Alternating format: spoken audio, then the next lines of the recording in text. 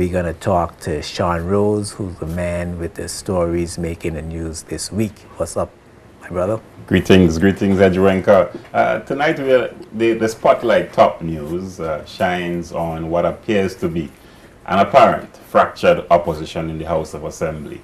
And this observation is consistent with Honorable Ralph O'Neill's decision his decision not to vote in support of a motion tabled by his fellow Virgin Islands Party and the member of the opposition, First District Representative Honorable Andrew Foy, which really came on at the 7th sitting of the House of Assembly on Friday, June 13, and that motion called for a debate on the controversial Public Accounts Committee report done on the Cruise Pier Development Project. Now, O'Neill, on the contrary, said that a discussion should be held first among members of the House of Assembly before the findings of that report are made public.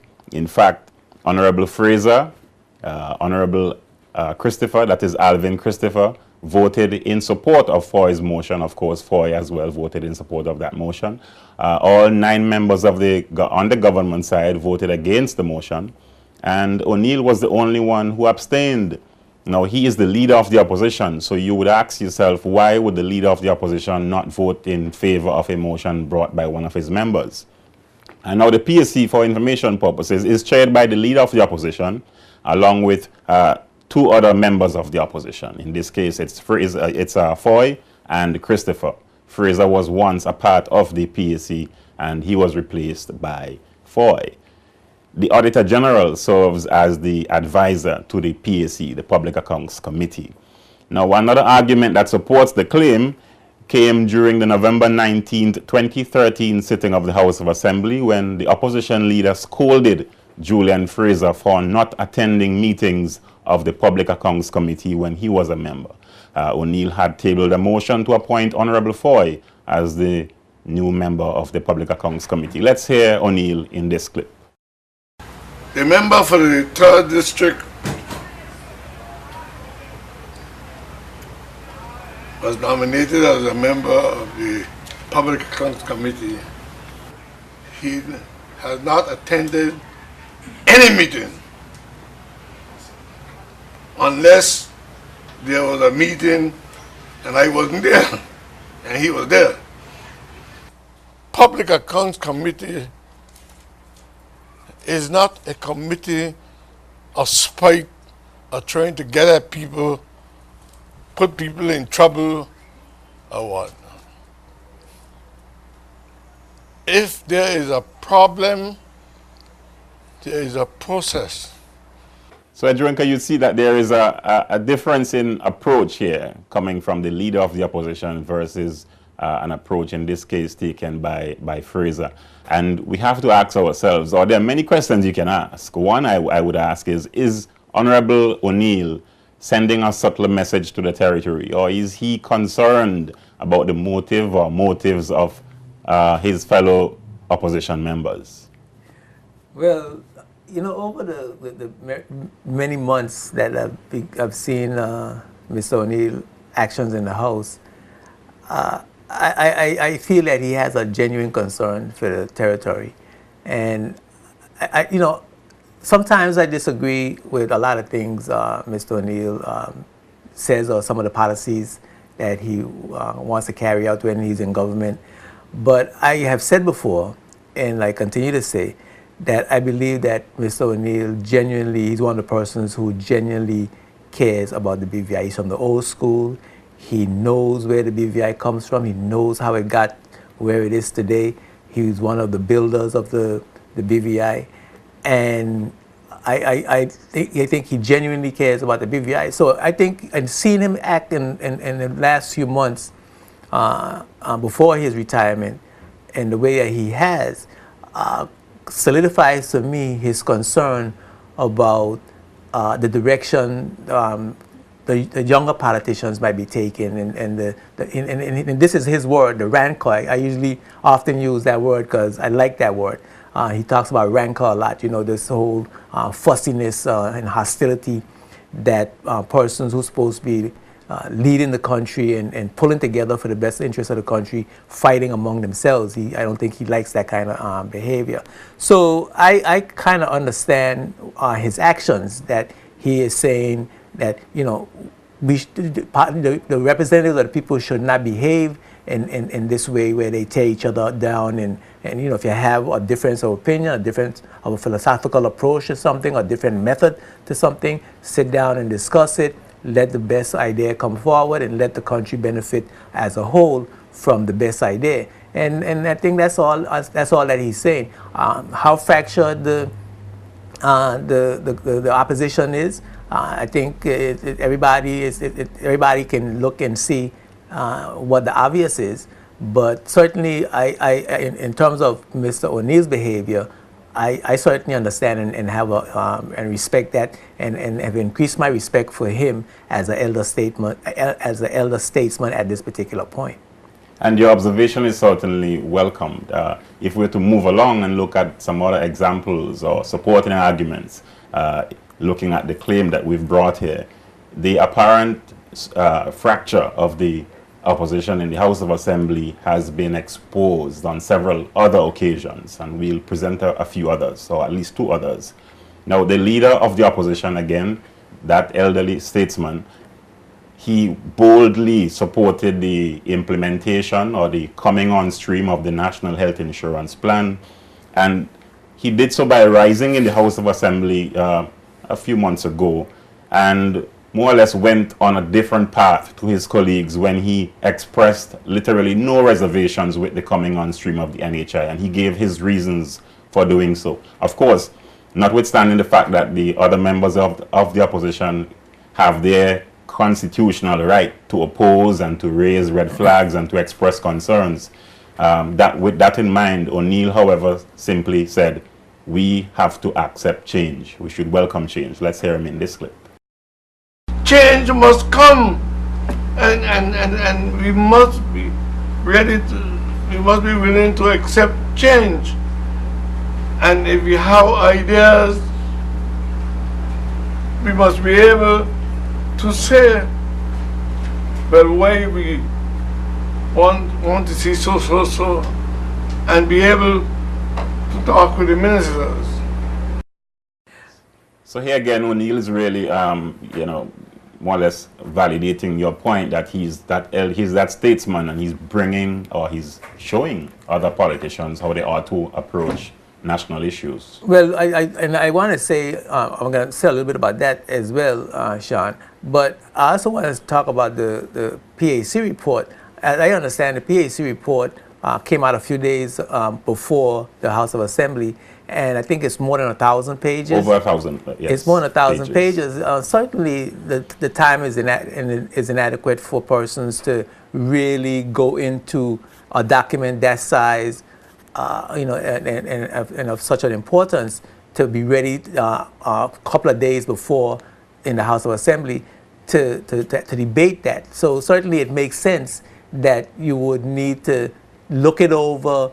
People need to make their debating points and have a good presentation when a debate actually comes. So I think it was a sensible thing to do, and as an experienced elder statesman, certainly Mr. O'Neill seemed to have recognized that. As far as the NHI is concerned, you have to remember that Mr. O'Neill was one of the champions of Social Security. And in Social Security, went through a similar process as National Health Insurance. You had the consultative studies, you had the public consultations, you had those who were for it, those who were against it. You had various types of arguments. Now, Mr. O'Neill, as he said, change must come. He went along with, he helped to champion Social Security, and look at what Social Security has become. And so, NHI under, and I'm admitting to bias here, but yeah, well, irrespective of which government is in, yeah, we have to look at the positives of this particular initiative. Yeah, when I say that, I mean in terms of my support, yes, and my advocacy for as a part of the ministry and furthering the cause of NHI, that certainly NHI is to health what Social Security is to retirement, the health care, what Social Security is to retirement. So, and what really disturbs me, if I might editorialize for a moment, about some of the members of the opposition, they have been in government during the time when the research was being done for NHI. They were ministers of government at that time. They still have they had access to the information then. They still have access to the information now. And the Minister of Health and Social Development has never refused to answer any questions about NHI to any member of the House of Assembly, I'm sure. And so if there are questions, if there are hidden factors, as some of the members would put it, if there are things that they still don't understand, certainly if the government or if they refuse to give them the information, they should say so. They should go and do the research themselves. But they've been hinting at that. They've been suggesting that that's the case. Well, they should go and do the research themselves and tell the truth. The information is there. The consultative paper is published on the NHI website. So it's a public document. It's a public document. Are you sure it's a public document? Yes, I'm sure it's a public document. Good. They can go and get the information themselves and come to the House of Assembly and tell the people the truth about NHI as they see it. Don't wait till when NHI is a catastrophe in the BVI to go and say, I told you so, because the Minister of Health and Social Development did not give you the information you thought you should have gotten. That makes absolutely no sense. As a House of the representative of the people of the Virgin Islands, it is incumbent upon you as a representative to find out the facts of anything that you think is going to harm the people of the territory and bring that thing to the people. I can tell you don't come to the House casting aspersions. I can tell you that the leader of the opposition went on to elaborate on that point that you heard, but you'll hear that in a subsequent, at least in our newscast on the weekend. And he's really showing us that, rightly so, as you're pointing out, healthcare in the BVI has been along a certain progression, constantly improving, and a number of things have been done to improve what we currently have. So I take your point. What I'm really concerned about or asking is the opposition only opposing for opposing's sake, or if there are really concerns or issues with obtaining the information? But you said it's online, so there should be no complaints. There are those who suggest that it's merely politics.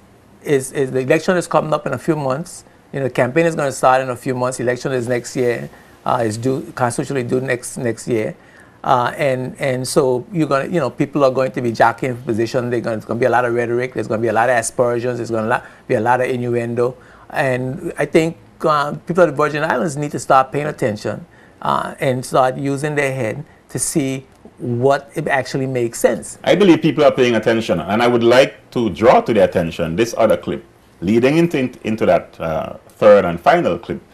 You may recall when the spotlight shone on Foy and Fraser. This was on July 30, 2013, when they sought to explain the absence of the leader of the opposition, Honorable Ralph T. O'Neill, at a press conference held at the House of Assembly conference room. Now, this press conference came after a motion of no confidence was taken into the House of Assembly and tabled by the 3rd District Representative, Honorable Fraser, not the leader of the opposition, as the Erskine May, that Bible, so to speak, that really guides how the parliamentary practice ought to be done and so forth. They said they don't agree with what the Erskine May stipulates, and they are of the opinion that any member ought to be able to bring a motion of no confidence. However, if you are going to bring a motion of no confidence, one can ask, why not let the leader of the opposition do so? I can't recall if the leader of the opposition was actually present when that motion was tabled. I'm subject to correction, but I don't think he was. Now, Fraser and Foy, here's Fraser and Foy's response to a grilling questions by ZBVI Zan Lewis at that press conference that we attended. So Fraser, Foy, where are the other members of the opposition? Were they told of this press conference? Well, I didn't arrange the press conference as it is right now. We had someone arrange it for us. But I know I spoke to... The press conference was for us to elucidate the debate that we had in the House of Assembly. member for the 1st District and myself, we spoke extensively on the motion, and the member for the 2nd District. I contacted the member for the 2nd District. I got him, and he said that he had a court appearance today, and he couldn't make it. He might just show up at any time now. And that's the extent. It was for us to elucidate the debate that we had in the House of Assembly. And only 3 of us debated. Only the three of us debated the motion in the House of Assembly. The leader of the opposition was not informed. I don't know about that. I'm asking, did any of you inform the leader of the opposition of this press conference? Well, that's easy to answer, and the reason that we hold a press conference is to clarify our positions that were debated during the time. All the people who needed to be informed. All those who debated was our aim. And we said that respectfully because we do not agree legally with the position that the Speaker of the House has taken, that the leader of the opposition was the one to bring the motion according to the Erskine May. So here, the member for the 3rd District just confirmed my doubts that the leader of the opposition was in fact absent. He did not debate the motion. And here you hear Foy saying that he doesn't agree with the Speaker in relation to what Erskine May says. And really, that is up for discussion. But the question one would ask, where was the leader of the opposition? The one conclusion that anyone can draw from what you've seen based on the clips we have presented is that the opposition is fractured. Taking into consideration as well that the 4th member on the opposition bench is now chairman of a newly formed People's Empowerment political party, the PEP. Well, I agree with you in the sense that, with the point that you're making, that persons in opposition who is already a minority in government would seek to unify their opposition in the presenting of a motion such as a no confidence motion, because a no confidence motion is a big deal. It's not a simple motion, and you would want to have all your votes lined up, all your presentations and your points suit each other, and have a strategy in order to make that vote of no confidence successful, not that it may pass in the House. Not that you will be successful in passing it, but certainly you'll be successful in making important points to the public with the motion of no confidence. I thought that the government turned that motion on its head when it did in fact come to the House, and I think they got more blows because of that motion. The opposition, the opposition got more blows on that motion than they ever got. I was quite surprised myself to see the performance of the government. But obviously this is a fractured situation. Obviously, the leadership is lacking, and as I said, Mr. O'Neill, being the elder statesman, recognized all that. And I would go off on a limb to say that I think that he waited so long to retire because of his concern of the leadership of his party and how and where they would take the country if he's not there to stabilize the situation. But we'll see. It's going to be an interesting election year. Yeah, good discussion. Thank you. Good discussion. You certainly got me a little. My blood went up a little bit there. But certainly we're looking forward to the report on the weekend on JTV News. We're going to come back after these words from our sponsors. Spotlight is brought to you by the National Bank of the Virgin Islands, the BVI Tourist Board, and CCT Global Communications.